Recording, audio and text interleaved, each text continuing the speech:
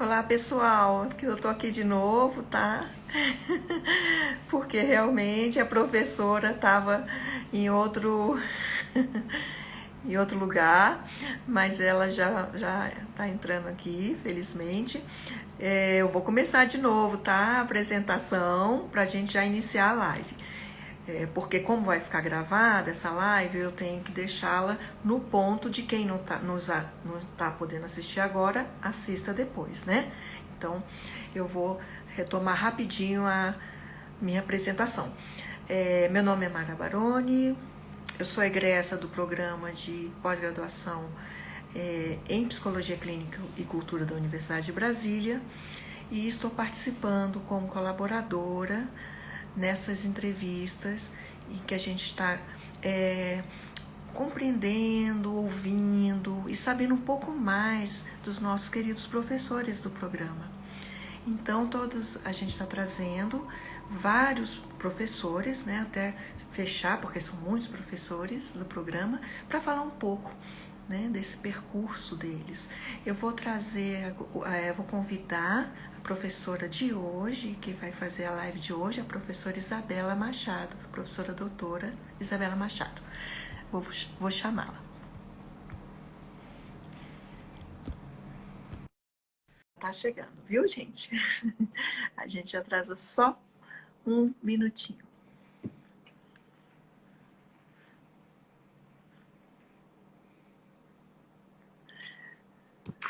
Olá, Isabela, boa noite. Olá, Mara, tudo bem? Tudo Agora bom? deu certo. Agora deu certo. Tecnologia, você sabe como é que é, né? A gente vai para um Sim, espaço, vai para o outro, mas tá tudo certo. Eu já que tinha bom. entrado, aí eu falei, vou sair, porque a professora deve estar com algum problema. Aí, e era o caso, né? Alguma Era coisa o caso, Mara. Ainda bem que você já me conheceu, né, dos nossos já. testes É isso que e é viu importante. que. Olha, eu vou desativar os comentários porque para não atrapalhar, porque atrapalha a sua tela também e a gente não vai Ok, poder respondê-los, né? Bom, professora, eu já me apresentei, né? Apresentei você também ao público e eu vou te pedir para que você comece a falar da sua trajetória acadêmica em termos de graduação, mestrado, doutorado inicialmente, né, dar essa informação para a gente. Nem todo mundo conhece todos os professores. Então, essa live, claro. gente, a gente está tendo muito retorno bacana dos alunos da graduação também, porque são alunos que não conhecem ainda, né, muitos professores, e que estão se familiarizando, se identificando. Isso é importante para quem quiser ingressar, né, no nosso programa Com posteriormente. certeza. Então, fique à vontade, Isabela, e comece a falar um pouco da sua história.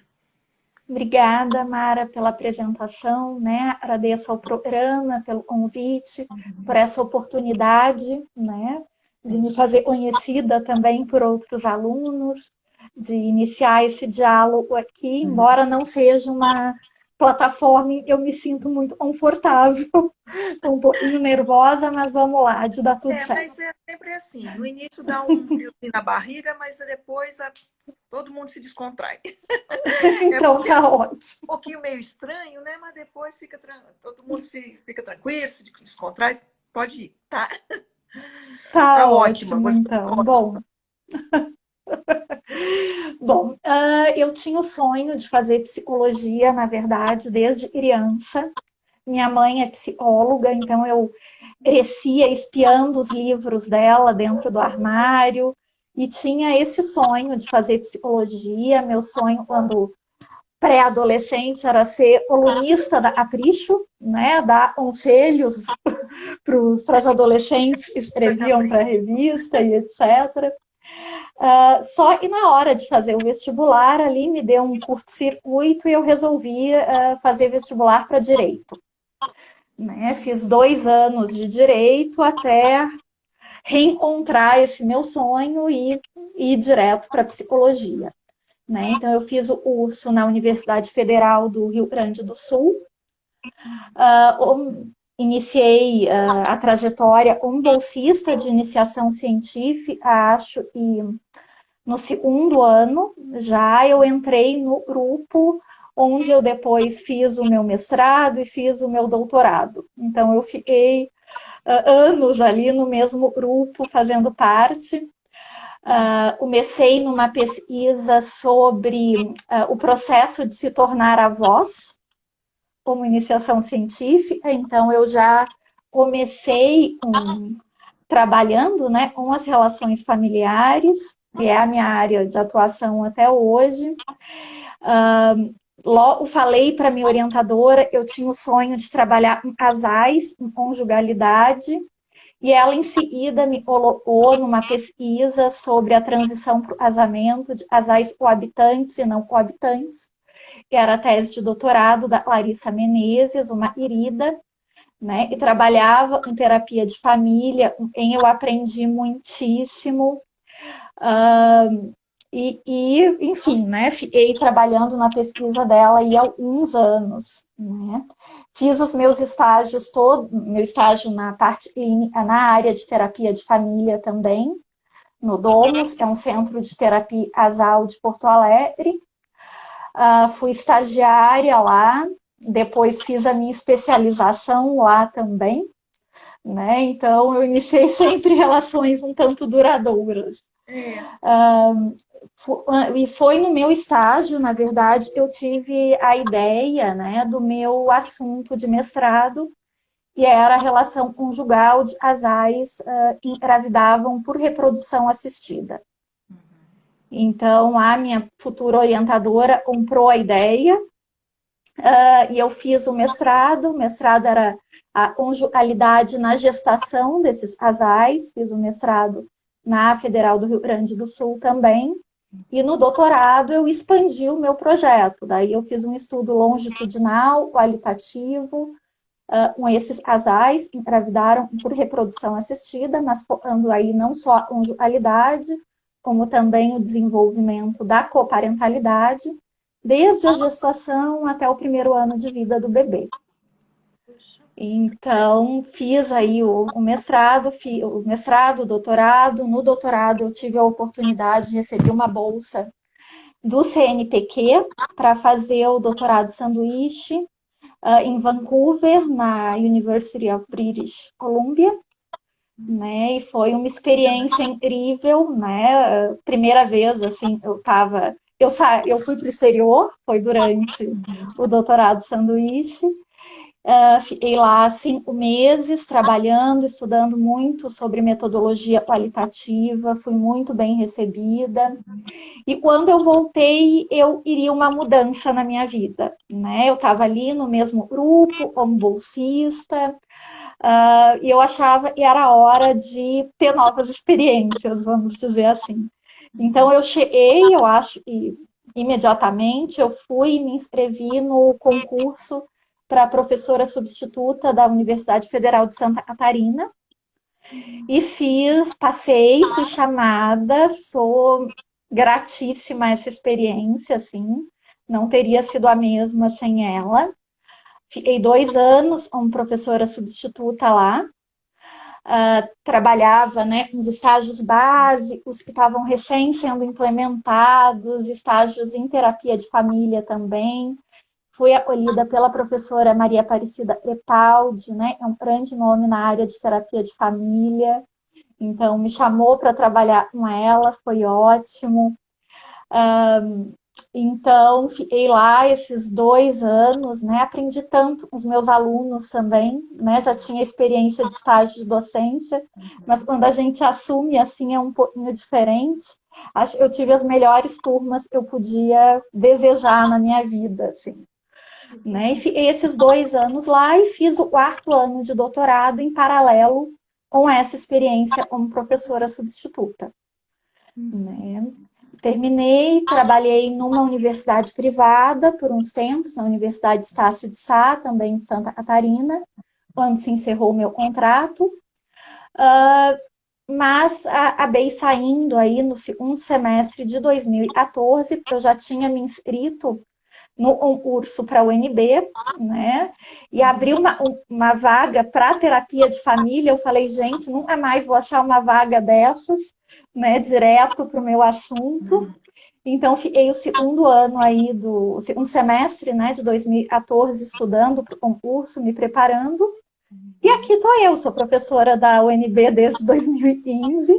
Maravilha. Então, essa é um pouquinho da minha trajetória. É, porque Emendei, né, graduação, mestrado, doutorado.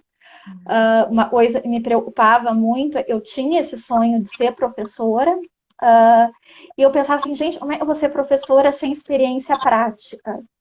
Né, emendando tudo, como é que eu vou fazer isso? E isso me motivou a entrar na especialização em terapia de família, né? Então, eu atendia na clínica social, eu não podia trabalhar, eu era bolsista, mas então eu atendia, né, na clínica social gratuitamente. E aprendi muito e acho que ficou tudo muito redondinho, muito amarradinho nessa trajetória. até respondendo uma pergunta que eu já ia fazer, né? Mais Uhum. pra frente, mas como você já fez uma introdução, acho que é até bacana a gente aproveitar. É, quando você está falando que você sempre teve um sonho de ser professor, porque a gente sempre pergunta, né? Quando que os professores Uhum. descobriram que tinham desejo de ser professor, pesquisador, mas como você já colocou isso na pauta, então eu já vou aproveitar logo a sua, né? Para Quando depois eu ter disse mais outras sim, não, perguntas. obrigada, Mara. Eu falo demais, você vai me Não, cortando, tá tá? ótimo. Senão me Eu só estou entusiasmo aí. pontuando por aproveitar, né? Para não ter que voltar depois dessa pergunta. Sim, não, ótimo. Bom, depois que eu abri mão do sonho de ser colunista da Capricho, né, de responder as dúvidas lá dos adolescentes, eu tinha esse sonho de ser pesquisadora, né? Eu não tinha o desejo de ser professora, sempre fui muito tímida, né? Então, para mim, assim, apresentar trabalho em grupo na faculdade era um sofrimento. Mas quando eu cheguei no meu primeiro estágio de docência, foi para uma turma da enfermagem. Eu me apaixonei. E daí o meu desejo de me tornar professora acabou sendo muito maior do que o de ser pesquisadora. Né? Na verdade, antes de ser professora era o caminho para ser pesquisador. E hoje em dia, para mim, o mais gratificante é a atuação, assim, com alunos da graduação, com alunos da pós. Eu acho que a gente aprende tanto, a gente cresce tanto. Eu amo fazer. Né? Eu ainda sou muito tímida. Eu não sei o que acontece quando eu estou em sala de aula, é outra pessoa que está ali dando Não aula. parece, não parece. Sou beirando a fobia social. Incorpora a professora e bate. Até bati Opa! aqui de tanto pensar, né? Como é que você consegue fazer esse processo que é tão bacana, né? Isso mesmo. É. E Isabela, quais são os maiores desafios que você acha hoje para o pesquisador, tanto nacionalmente quanto internacionalmente? Uhum. Na verdade, eu acho que tem muitos desafios comuns que a gente passa né, e a gente escuta colegas de outros países também falando, que é a questão da sobrecarga de atividades, né? Que eu acho que ela é especialmente, claro, não só, né, mas na área da saúde, né? Porque, na verdade, às vezes eu brinco que a gente tem três profissões diferentes, né? A gente é professora, a gente é pesquisadora e a gente trabalha também no atendimento à comunidade, né? Então, essa sobrecarga, achar esses limites, né? Conseguir preservar a nossa saúde mental, nosso espaço de lazer, o espaço para a nossa família, eu acho que é um grande desafio, assim, né? Que a gente tem, acho, e principalmente nesse momento que a gente está passando agora, Eu estou né? muito De sobrecarregada. pandemia, né? E a gente não está trabalhando de casa, a gente está quase morando no trabalho, né? Alguém comentou isso no Twitter e eu achei que é Tudo uma muito ótima descrição. misturado, né? Tá tudo Muito misturado. misturado. Trabalha, e não para, ficou muito cansativo para todo mundo, né? Nesse Cansativo sentido, para você está todo falando. mundo, Público e né? privado, nesse sentido, misturou tudo, né? Com certeza, Mara. E quais são essas linhas de pesquisas hoje, Isabela, que você hoje está desenvolvendo lá no programa, né, para Uhum. os Eu alunos? estou trabalhando principalmente com intervenções no campo da psicoterapia familiar e de casal. né? Então, no atual momento, né, o meu pós-doutorado eu estou fazendo sobre supervisão em terapia de família, de ASAL, Uhum. né? A gente não tem tanta coisa escrita ainda no Brasil, né? E a terapia de família ASAL, na verdade, ela usa uma variedade muito grande de instrumentos, de ferramentas de supervisão, né? Então, ela tem aquela supervisão relatada, né? Que a gente costuma utilizar, mas a gente tem várias formas também de supervisão ao vivo, inclusive nesse formato remoto, né? Usando as tecnologias. Então, na verdade, a boa, eu estava no segundo semestre do pós-doutorado, né? Quando eclodiu a pandemia, e acabou e eu me voltei um pouco mais para essa questão de como oferecer a supervisão, né, no ensino remoto, né? Certo. Então a gente está estudando sobre isso e outras formas também, né? Outras pesquisas que acabaram sendo interrompidas. Né? E esse é um desafio, porque na terapia de família a gente lida com a aglomeração o tempo todo, né? É a aglomeração da família, a gente trabalha com coterapia, então Uhum. são dois terapeutas e a gente também trabalha com a equipe reflexiva em sala de aula, na sala de atendimento, né? Então Sim. a gente tem cada atendimento, às vezes, 5, 7, mais de 10 pessoas, Nossa. né? E isso ficou completamente inviabilizado no atual cenário, né? Uhum. Então a gente está tentando encontrar outras formas de manter essa diversidade de olhares que esse método proporciona, mas também nessa modalidade à distância, Sim. né? Vocês estão Então, desenvolvendo isso. Que então, interessante. na verdade, existem algumas propostas internacionais, né? Uhum. Lá fora isso já é feito, embora também seja pouco discutido. Agora, né, quando os estágios online forem autorizados, né, se forem autorizados pelo Conselho Federal de Psicologia, ele traz preocupações que são muito pertinentes, né, sobre os cuidados que se tem que ter nesse contexto, mas caso isso seja autorizado, né, futuramente, a gente vai tentar implementar esses modelos de supervisão que já estão sendo utilizados no exterior. Olha, que interessante. Então, Então, a sua pesquisa é sempre, claro, com família, isso. né, que você oferece lá, e dentro essa questão do supervisão remota, é isso que você estava falando, né, do estudo, né? Isso mesmo. Tem alguma outra pesquisa, alguma outra que você está Tem desenvolvendo também? várias. Uhum. Né? Eu tenho uma doutoranda e está investigando a aliança terapêutica em terapia familiar. Uhum. Né? Eu tenho uma mestranda que está estudando a vivência dos estágios em terapia familiar na formação do psicoterapeuta. Uhum. Uhum. Tenho também mestrandas trabalhando, mestrandas e doutorandas, né, trabalhando violência doméstica, Muito né? atual, né? Tenho e Infelizmente, né? muito atual. Pandemia, parece que Isso, piorou. Uhum. né? Enfim, chegou a aumentar durante a Isso. pandemia, né? Então Uhum. ainda é muito importante a gente, cada vez mais importante, na verdade, a gente estar atento a esse Sim. tema. Uhum. Temos pesquisas também sobre que articulam, né, as contribuições das teorias feministas com a psicologia sistêmica. Que Então, a ótimo. gente tem, na verdade, sobre as relações familiares de homens, né? E como Uhum. o processo de socialização masculino, né? Uhum. Acaba influenciando as relações familiares e conjugais. Né? E Uhum. temos também uma outra pesquisa que é bem diferente, bem inovadora, que é sobre o uso do esporte, na verdade, do karatê, nas relações familiares. É uma pesquisa de uma mestranda minha. Interessante, né? É muito Além de, claro, né, pesquisas de conjugalidade ou parentalidade. bem, que ótimo.